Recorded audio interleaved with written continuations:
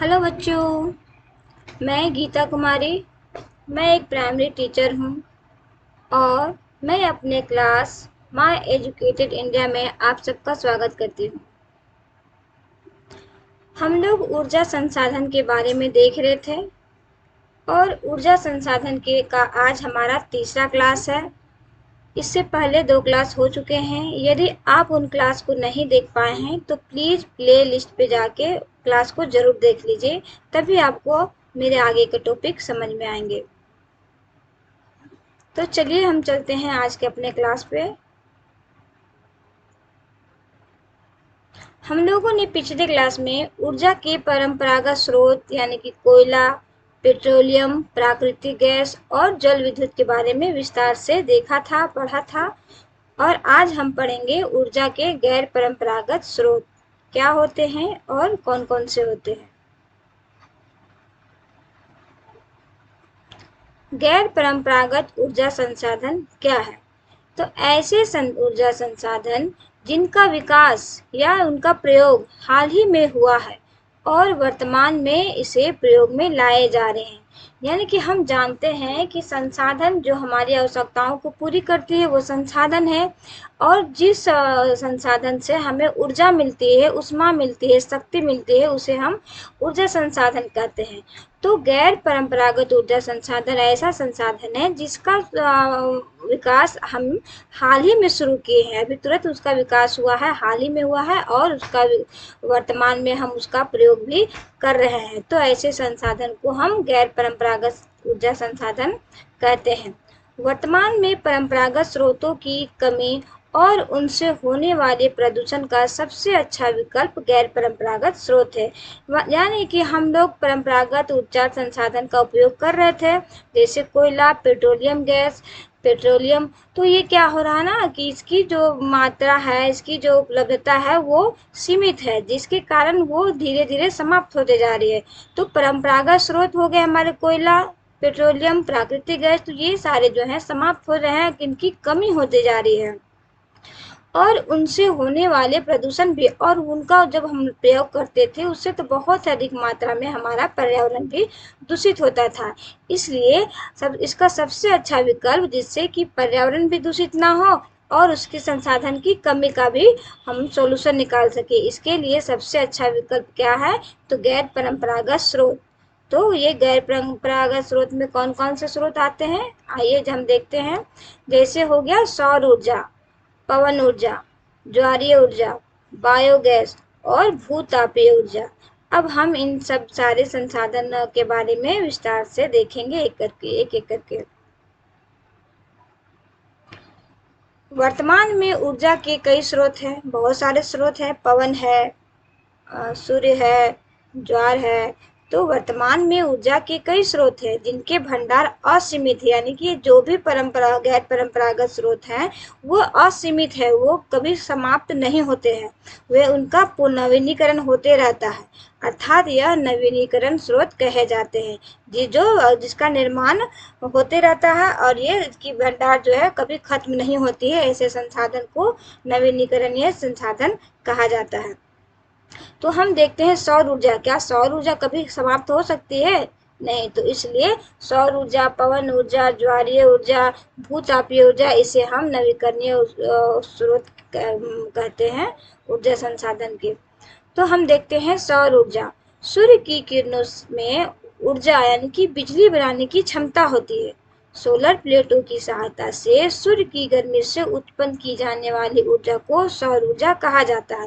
यानी कि सूर्य के प्रकाश से, उसकी ऊष्मा से जो हमें बिजली का निर्माण करते हैं, जैसे सोलर प्लेट की सहायता से सूर्य की गर्मी को, उसकी ऊष्मा को हम ऊर्जा के रूप में प्रयोग करते हैं, उसे ही सौर ऊर्जा कहा जाता है। ये देखिए आज बहुत सारे घरों में सोलर प्लेट का प्रयोग किया जाता है, और जिससे हम अपना घर में बल्ब जलाते हैं, पंखा चलाते हैं, टीवी चलाते हैं। तो ये है सूर्य के प्रकाश से चार्ज होता है, और ये जो सौर का किरण है इसको ये विद्युत ऊर्जा में परिवर्तित कर देता है। इसका सबसे बड़ा संयंत्र गुजरात के भुज में लाया गया है। यानी कि भारत के गुजरात है, गुजरात के भुज जगह है, वहाँ पे सबसे बड़ा संयंत्र है जो लगाया गया है। धूप की प्रचुरता वाले उष्णकटिबंधीय देशों के लिए सौर ऊर्जा का उपयोग बहुत लाभदायक है। यानी कि ये क्या कहना चाह रहा है, धूप की प्रचुरता, हम जानते हैं कि धूप जो है कर्क रेखा से मकर रेखा के बीच वाले क्षेत्र को उष्णकटिबंधीय क्षेत्र कहते हैं। तो उष्णकटिबंधीय क्षेत्र में क्या होता है, धूप जो है हमेशा कहीं न कहीं पर सीधी पड़ती है। यानी कि सबसे ज्यादा धूप कर्क रेखा और मकर रेखा के बीच पड़ती है। बाकी जो रेखा है ऊपर उत्तर ध्रुव और दक्षिणी ध्रुव की ओर जाते हैं तो उधर धूप की जो है सूर्य की किरणें तिरछी पड़ती है। लेकिन कर्क रेखा और मकर रेखा के बीच उष्णकटिबंधीय क्षेत्र है, जिसके कारण वहाँ पर्याप्त मात्रा में धूप की उपलब्धता होती है, हमें धूप की प्राप्ति होती है। और हमारा भारत भी है उष्णकटिबंधीय क्षेत्र के अंतर्गत आता है। तो इसलिए धूप की प्रचुरता वाले उष्णकटिबंधीय क्षेत्रों में धूप की पूरा उपलब्धता होती है, धूप पर्याप्त मात्रा में उपलब्ध होते हैं। इसलिए वहाँ सौर ऊर्जा का उपयोग करना बहुत ही लाभदायक होता है, ताकि सूर्य का ताप है वहाँ पर्याप्त मात्रा में उपलब्ध होते हैं। सौर ऊर्जा का प्रयोग सोलर कुकर के रूप में किया जाता है, सोलर ड्रायर के रूप में किया जाता है। इसके साथ साथ रोशनी देने के लिए और यातायात संकेत में भी इसका प्रयोग किया जाता है। ये देखिए, ये है सोलर कुकर जिसमें हम खाना बना सकते हैं। ये सोलर कुकर होता है और इसमें सूर्य की किरणें पड़ती है और सूर्य की किरणें परावर्तित होके यहाँ भोजन पे पड़ता है और भोजन पक जाता है। और ये है हमारा सोलर ड्रायर, जिसमें पत्ता को या फल को या फूल को इसमें सुखाया जाता है। और तो ये हो गया सोलर कुकर और ये हो गया सोलर ड्रायर, जिसका हम लोग सूर्य के प्रकाश का प्रयोग करके इसमें हम लोग अपना आवश्यकता पूरी करते हैं। अब हम देखेंगे पवन ऊर्जा। तेज बहते हुए पवन से ऊर्जा का उत्पादन पवन ऊर्जा कहलाता है। पवन चक्की द्वारा इस ऊर्जा का प्रयोग किया जाता है। तीव्र गति से चलती हवाएं पवन चक्की को घुमाते हैं और विद्युत उत्पन्न करने के लिए जनरेटर से जुड़ी होती है। यानी कि पवन से जो ऊर्जा हमें प्राप्त होती है उसे पवन ऊर्जा कहते हैं। पवन चक्की द्वारा इस ऊर्जा का प्रयोग किया जाता है। ये देखिए, इस तरह का होता है पवन चक्की और इससे ही विद्युत ऊर्जा में परिवर्तित किया जाता है। तो पवन चक्की द्वारा इस ऊर्जा का प्रयोग किया जाता है। तीव्र गति से चलती हवाएं, यानी कि जो हवा का जो रफ्तार तेज होता है, तो तीव्र गति से चलती हुई हवाएं पवन चक्की को घुमाते हैं और ये विद्युत उत्पन्न करने के लिए जनरेटर से जुड़ी होती है। पवन चक्कियों को तटीय क्षेत्रों में या पर्वतीय घाटियों में लगाया जाता है, क्योंकि यहाँ का जो हवा होती है वह लगातार बहती है और तीव्र रफ्तार में बहती है। इसलिए पवन चक्की को तटीय क्षेत्र में और पर्वतीय घाटियों में लगाया जाता है।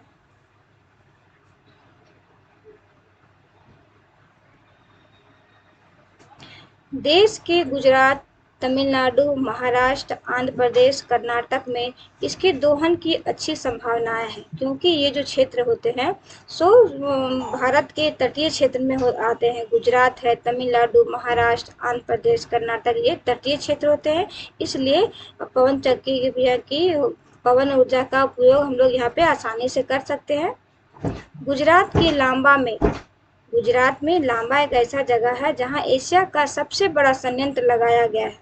इसके अलावा तमिलनाडु के तूतीकोरिन में भी पवन फार्म लगाए गए हैं। अब हम देखते हैं भूतापीय ऊर्जा। भूतापीय ऊर्जा क्या होता है? ताप ऊर्जा जो पृथ्वी से प्राप्त की जाती है उसे हम भूतापीय ऊर्जा कहते हैं। मैंने ऐसा ताप जो हमें पृथ्वी के अंदर से प्राप्त करते हैं उसे हम भूतापीय ऊर्जा कहते हैं। पृथ्वी के अंदर प्रति 32 किलोमीटर की गहराई पर 1 डिग्री सेल्सियस तापमान की वृद्धि होती है। यानी कि हम जैसे जैसे पृथ्वी के अंदर जाते हैं तो प्रति 32 किलोमीटर की गहराई पर यदि हम जाते हैं तो 1 डिग्री सेल्सियस तापमान बढ़ जाता है।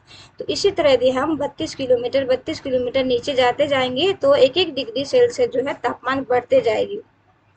अर्थात गहराई बढ़ने के साथ साथ तापमान में लगातार वृद्धि हो जाती है। तो वृद्धि जैसे जैसे हम गहराई की ओर जाते हैं तापमान धीरे धीरे बढ़ते जाता है। तो इस दृष्टि से पृथ्वी के भीतर ऊर्जा या ताप संग्रहित है। तो हम ऐसा कह सकते हैं कि पृथ्वी के अंदर ऊर्जा है या ताप का संग्रहण है।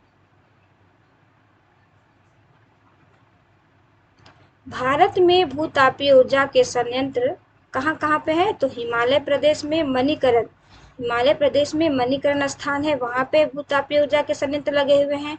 तथा लद्दाख में पूगा घाटी में भी ये संयंत्र लगा हुआ है। तो भारत में भूतापीय संयंत्र कहाँ कहाँ है? तो हिमाचल प्रदेश में मणिकरण में और लद्दाख के पूना घाटी में स्थित है। ये देखिए, ये है हमारा भूतापीय ऊर्जा प्राप्त करने का। देखिए यहाँ पे भूमि है, भूमि के अंदर पाइप लगा हुआ है और पाइप से भाप के द्वारा जो है टरबाइन चलती है। और टरबाइन जो जब चलती है इसमें गति होती है, तो ये पंखे की तरह होता है। और जब ये चलता है तो फिर इस जनरेटर भी स्टार्ट हो जाता है, इसकी गति के कारण जनरेटर चलती है। और जनरेटर के चलने से ही फिर ताप का उत्पादन होता है। तो इस तरह हम भूतापीय ऊर्जा का प्रयोग कर सकते हैं। इसके लिए हमें टरबाइन और जनरेटर की आवश्यकता पड़ती है, तभी जाके भूतापीय ऊर्जा को हम जमीन के अंदर से निकाल कर बाहर प्रयोग कर सकते हैं, उसका इस्तेमाल कर पाते हैं। अब हम देखते हैं ज्वारीय ऊर्जा। ज्वारीय ऊर्जा, ज्वार का मतलब होता है जो समुद्र में ज्वार भाटा होते हैं, ज्वार उत्पन्न होता है, उसे ही हम उसे ही ज्वार कहते हैं। तो ज्वारीय ऊर्जा तटीय भागों में आने वाले ज्वार से पैदा की जाने वाली ऊर्जा को ही हम ज्वारीय ऊर्जा कहते हैं। यानी कि नदी समुद्र में जो ज्वार उत्पन्न होते हैं, वो जो लहर जो बहुत तेजी के साथ ऊपर आते हैं और तेजी के साथ नीचे बह के चले जाते हैं, उसे ही ज्वार कहा जाता है। और उस ज्वार से ही जो पैदा की जाती है ऊर्जा, उसे ही ज्वारीय ऊर्जा कहा जाता है। अर्थात ज्वार से उत्पन्न ऊर्जा को ज्वारीय ऊर्जा कहते हैं। इस ऊर्जा का उत्पादन समुद्र के सक्रिय मुहाने में बांध के निर्माण से किया जाता है। यानी कि समुद्र के किनारे पे बांध बनाई जाती है और बांध के माध्यम से ही ऊर्जा का उत्पादन किया जाता है।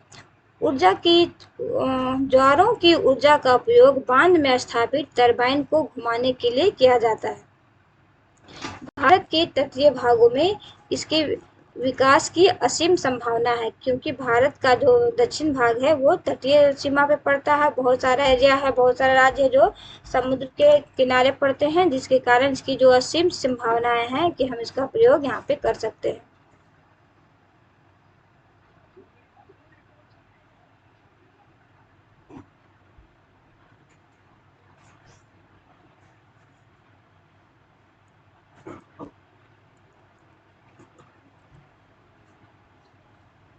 भारत में कच्छ की खाड़ी में ज्वारीय क्षेत्र स्थित है। भारत में कच्छ की खाड़ी है जहाँ ज्वारीय क्षेत्र स्थित है। ये देखिए, ये लगा हुआ है, बांध बना हुआ है जिसमें टरबाइन और जनरेटर लगा हुआ है। ज्वार की जब जब समुद्र में ज्वार आते हैं तो ज्वार का पानी ऊपर तक आता है और जब ये वापस लौट के जाता है तो इसके गति के कारण ये जो टरबाइन है ये घूमने लगते हैं और ये तेजी से घूमता है, जिसके कारण जनरेटर भी घूमता है और घूमने के कारण ही ऊष्मा का ऊर्जा का उत्पादन होता है। अब हम देखते हैं बायोगैस। जैविक अपशिष्ट जैसे मृत पौधे और जंतुओं का गोबर रसोई के अपशिष्ट को गैसीय ईंधन में बदला जा सकता है। यानी कि जो जैविक अवशिष्ट पदार्थ होते हैं, मृत पौधे, पेड़ पौधे का जो अवशेष होता है और जंतुओं का जो गोबर होता है, इसके अलावा हमारे रसोई घर से जो अपशिष्ट पदार्थ निकलते हैं, उन पदार्थों को गैसीय ईंधन में बदला जा सकता है। इसे ही बायोगैस कहते हैं। तो जैविक अपशिष्ट बैक्टीरिया द्वारा बायोगैस संयंत्र में अपघटित हो जाते हैं। और ये जो जैविक अपशिष्ट होते हैं, इन पे जो जीवाणु, छोटे छोटे जीवाणु होते हैं, बैक्टीरिया द्वारा इन छोटे अपशिष्ट पदार्थ को अपघटित किया जाता है और फिर बायोगैस का इसी के अपघटन होने के बाद कारण बायोगैस का निर्माण होता है। तो ये जो अनिवार्य रूप से इसमें जो क्या क्या होता है, इसमें मीथेन और कार्बन डाइऑक्साइड का मिश्रण होता है। ये जो बायोगैस का निर्माण होता है उसमें मीथेन और कार्बन डाइऑक्साइड गैस का मिश्रण होता है, इसमें अधिकता होती है। इस उपयोगी गैस का उत्पादन जैविक प्रक्रिया द्वारा होता है, यानी कि बायोगैस जो है इसका उपयोग, इसका जो गैस का उत्पादन होता है तो जीवों के अवशेष के माध्यम से होता है, इसलिए जैविक प्रक्रिया द्वारा होता है, इसलिए इस गैस को जैविक गैस भी कहा जाता है। इसका उपयोग घरेलू तथा कृषि कार्यों के लिए भी किया जा सकता है। घर में भी हम इसका उपयोग कर सकते हैं भोजन बनाने में, और कृषि कार्य में भी इसका प्रयोग किया जा सकता है। मानव के लिए ऊर्जा आवश्यक है। हम जानते हैं कि हमारे विकास के लिए, हमारे देश के, राष्ट्र के, यहाँ के विश्व के विकास के लिए भी हमें ऊर्जा संसाधन की आवश्यकता होती है।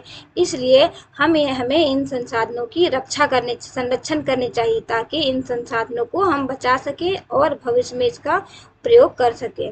क्योंकि ऊर्जा संसाधन के अंतर्गत परंपरागत स्रोत सीमित तथा अनवीकरणीय है। तो हम लोगों ने पढ़ा था कि ऊर्जा संसाधन जो है उसके अंतर्गत परंपरागत संसाधन और गैर परंपरागत संसाधन स्रोत देखे थे। तो परंपरागत स्रोत जो होते हैं वो सीमित होते हैं, निश्चित मात्रा में होते हैं, वे समाप्त हो सकते हैं और उसका पुनः निर्माण नहीं हो सकता है, यानी कि वो अनवीकरणीय होता है। इसलिए हमें संसाधनों की संरक्षण करनी चाहिए, उन्हें बचाना चाहिए, उन्हें व्यर्थ में बर्बाद नहीं करना चाहिए। तो आइए हम देखते हैं कि संसाधन का संरक्षण हम किस प्रकार कर सकते हैं। हम संसाधनों का विवेकपूर्ण इस्तेमाल करेंगे, यानी कि जितने भी संसाधन है, जल है, पवन है, मृदा है, मिट्टी है, सभी संसाधनों का हमें विवेकपूर्ण यानी कि आवश्यकता के अनुसार ही अपने बुद्धि से उसका सही इस्तेमाल करेंगे। उनके विकल्प की खोज करेंगे और उनका उपयोग को बढ़ावा देंगे। बिना जरूरत ऊर्जा या विद्युत का प्रयोग नहीं करेंगे, यानी कि जितनी आवश्यकता होगी, जब जब हमें आवश्यकता होगी तभी हम विद्युत का उपयोग करेंगे। बराबर ऐसा देखा गया है कि हमारे घर में बल्ब, पंखा, टीवी चलते रहते हैं, और यदि हम रहते हैं तो टीवी चलाते हैं, पंखा चलाते हैं, और जब हम चले जाते हैं तो उसे खुला छोड़ देते हैं, स्विच ऑफ नहीं कर पाते हैं, भूल जाते हैं और हम बाहर चले जाते हैं, जिससे हमारे घर में पंखा है, कूलर है, ये चलते रह जाते हैं और विद्युत का दुरुपयोग होता है, जिसका कोई भी व्यक्ति उसका लाभ नहीं ले पाता है। तो इस बात पे हमें ध्यान देना पड़ेगा कि हम ऐसे विद्युत का किसी भी संसाधन को व्यर्थ बर्बाद नहीं करें, उसका सही उपयोग करें। हमें जितनी आवश्यकता है जब हम घर पे रहें तभी इसका प्रयोग करें। तो ऊर्जा के पारंपरिक स्रोतों के भंडार की खोज करेंगे, यानी कि हमें जो हमारे जो ऊर्जा के पारंपरिक संसाधन है, स्रोत है, जैसे कोयला की खानें हैं, पेट्रोलियम है, इनके भंडार धीरे धीरे खत्म होते जा रही है। तो हमें नए भंडारों की खोज पे भी ध्यान देना चाहिए, उसकी खोज करनी चाहिए, तभी जाके हमारे संसाधन का आगे भविष्य में हमें इनका अभाव से ग्रसित नहीं होना पड़ेगा और हमारी आवश्यकताएं आसानी से पूरी हो सकती है।